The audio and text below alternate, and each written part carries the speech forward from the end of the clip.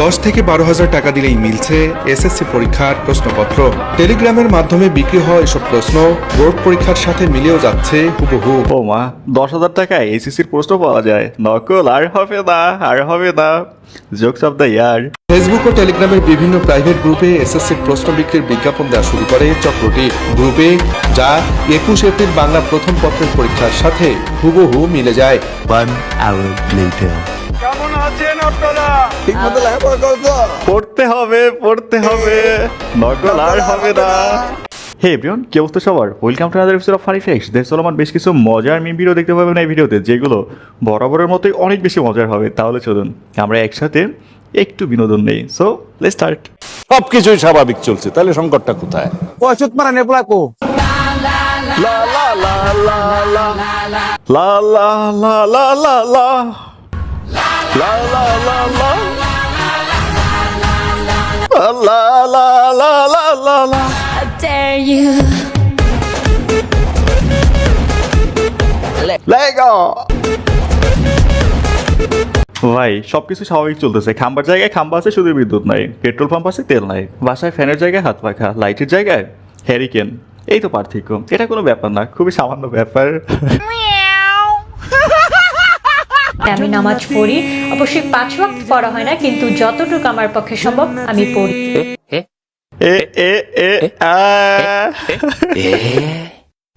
কি আসার সময় জোহরের নামাজটিও পড়ে এসেছি। ও মা, জোহরের নামাজ পড়ে ন্যাংটা হয়ে আসছে। ভাই এর কনফার্মে জান্নাতি বলতেও লজ্জা লাগে, কনফার্মে বস্তি বললে পারফেক্ট। খালি আমি নামাজি না, আমি আল্লাহর রহমতে 30টা দিন চেষ্টা করি, বাট অবশ্যই 30টা দিন করা হয় না। আমি কোরআন তেলাওয়াতও করি। ইসলামিক আলহামদুলিল্লাহ করা হয় না, আমি কোরআন তেলাওয়াতও করি। আচ্ছা, 30 দিন কোরআন শরীফ পড়ে, এইটা ভাই ডাহা মিথ্যা কথা। যদি বলতো 30 দিন হাজিরা দিয়ে আসে তাহলে ঠিক আছিল। আলহামদুলিল্লাহ, আমার বাসার সবাই হাজি, সবাই হজ করেছেন। আমি নিজে যেমন উমরা করেছি। ও মা, পুরো পরিবার হাজি, নিজে উমরা করে আসছে। ভাই মিথ্যা কথা একটা লিমিট থাকে, এই তো সব লিমিট ক্রস করে ফেলছে। এর চেয়ে এভাবে বললে ভালো হতো, জান্নাত থেকে এই মাত্র পালাই আসছে।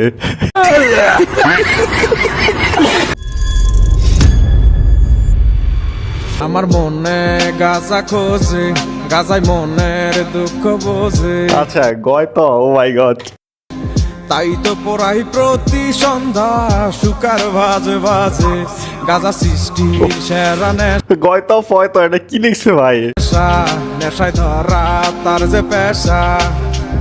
আচ্ছা এটা উচ্চারণ কি হয়? গয় তো, গতপথ না কি? নষ্ট জীবন আমার যেন নেই তো কোনো আশা। গুপ্ত লিখতে গিয়ে পুরো গুবাই করে ফেলছে। Power of primary university student. এটা কি তুমি লিখেছো? যে না, আমি তো লেখাপড়াই জানি।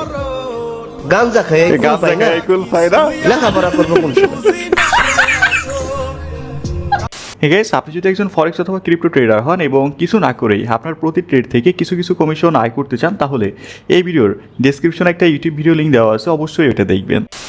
মামা, মেয়েটার সাথে কথা বল নরমালি, হার নরমাল কনভারসেশন। ফ্রেঞ্চ ভাষায় আছে Maintenant je vais visiter pour tem viu je t'aime parole potsa. আসলে votre crave juste pour jour toutes les choses que je te dois है, যার অর্থ এই যে ফ্যাসিবাদ কখনোই হঠাৎ করে ট্যাঙ্কের গর্জনে কিংবা বন্দুকের নলের মুখে জন্ম নেয় না। ফ্যাসিবাদের জন্ম হয় সংবাদের শিরোনামে, ক্যামেরার ফ্রেমে আর নিয়ন্ত্রিত শব্দ চয়নে। যেদিন সংবাদ মাধ্যম সত্য প্রচারের দায়িত্ব ছেড়ে ক্ষমতার প্রচারক হয়ে ওঠে, সেদিনই একটি সমাজ প্রথমবারের মতো ফ্যাসিবাদের দিকে পা বাড়ায়। Beauty with brain. তবে এই ভিডিওর টুইস্ট কিন্তু এখনো বাকি আছে, জাস্ট একটু ওয়েট করেন। ফ্রেঞ্চ ভাষায় আছে Maintenant je vais visiter pour tem viu ভাষায় আছে। আচ্ছা, এই ভিডিওটা হচ্ছে ফরাসি একটা লোককে শোনানো হচ্ছে। Non je vais visiter pour tem viu je t'aime parole potsa. আসলে votre crave juste pour les choses que je te dois है, যার অর্থ এই যে আই আন্ডারস্ট্যান্ড নাথিং। ফ্রেঞ্চ ভাষায় আছে Maintenant je vais visiter pour tem viu je t'aime parole potsa. আসলে votre crave juste pour jour toutes les choses que je te dois है, যার অর্থ এই যে T'as compris? Voilà, rien du tout. I don't understand anything. Rien du tout. C'est quoi ça? C'est français? What's that?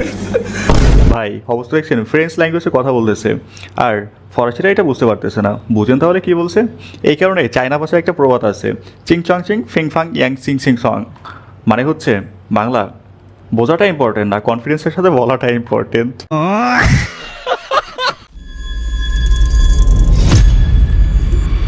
অধিকার আছে নির্বাচন করার, সেই দিক থেকে আমি আমার দলীয় তোমরা একটা সাউন্ড করবা না হলে ওই আমি রুমের ভিতরে। ভাই বউয়ের জ্বালা বড় জ্বালা, না পারে বলতে না পারে সহ্য করতে, সব জায়গায় বাহাত দিতে হইবে। তবে আপনারা এই চাচারি কি চিনতে পারছেন? তিনি হচ্ছে আমাদের হাসানাত আব্দুল্লাহর প্রতিদ্বন্দ্বী ছিল।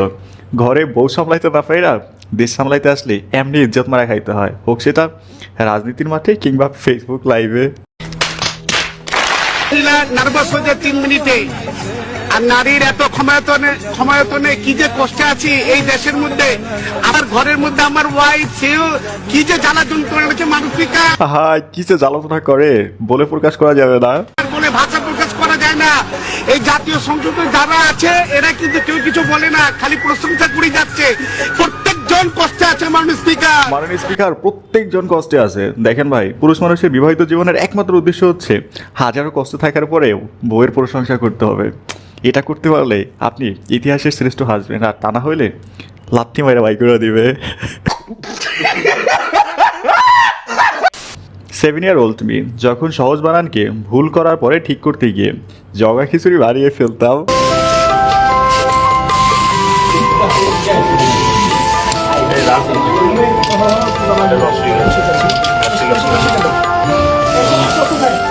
অবস্থা দেখেন, গাদাটাই কি করতেছে।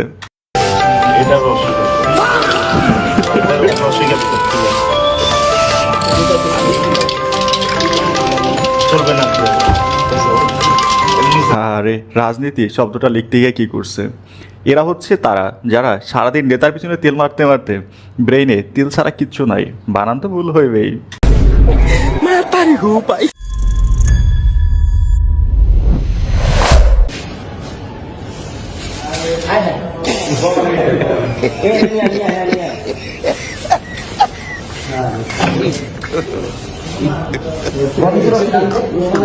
ভাই অবস্থা দেখছেন, গুপ্ত লিখতে গিয়ে সরাসরি ইন্ডিয়া চলে গেছে, না মানে গুপ্ত লিখতে গিয়ে ইন্ডিয়ান বর্ণমালা হয়ে গেছে।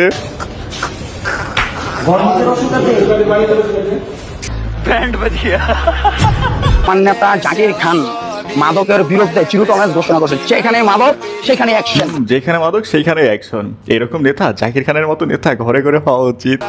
অ্যাকশন দিয়ে পুলিশের কাছে ধরে দিতে বলছে। আর দর্শনের একজন তারেক রহমান মাদকের বিরুদ্ধে জিরো টলারেন্স ঘোষণা করছে। আর আমি দলের কমানের বাইরে এক চুলো লড়বো না, দলের কমানের জন্য নিজে জীবন দিতে। কেউ দেশে মাদক খাইতেছে না ভাই, বিড়ালের মুখে মাছ খাবো না, ঠিক ওইরকম মনে হলো ভিডিওটা। ভাই এই ভিডিওটা দেখে ডিপজলের একটা সিনেমার কথা মনে পড়ে গেল, যেখানে তিনি রাজনৈতিক প্রচারণা করতেছিল, বলতেছিল আমার এলাকা মাদক মুক্ত হবে, সন্ত্রাসী করতে পারবে না কেউ, চাঁদাবাজি করতে পারবে না। পরক্ষণে তার একজন সহকর্মী জিজ্ঞেস করে তাহলে আমরা চলবো কিভাবে? তখন ডিপজল বলে কেউ করতে পারবে না, আমি তো করবো না, এটা বলে নাই।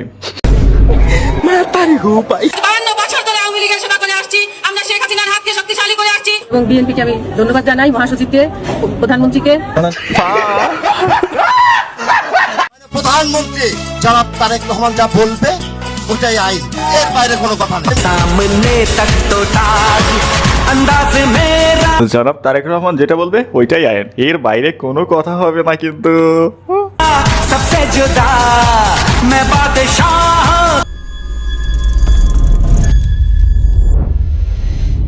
জ্বালানির জন্য লাইনে বিনোদনের ব্যবস্থা, 4-এর জায়গায় 8 ঘন্টা লাইনে থাকতেও প্রস্তুত গ্রাহকরা। ওকে,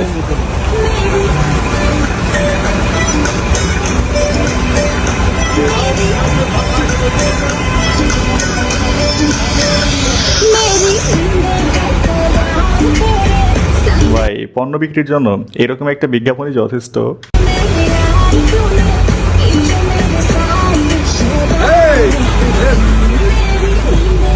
ভালো ছিল, খারাপ না।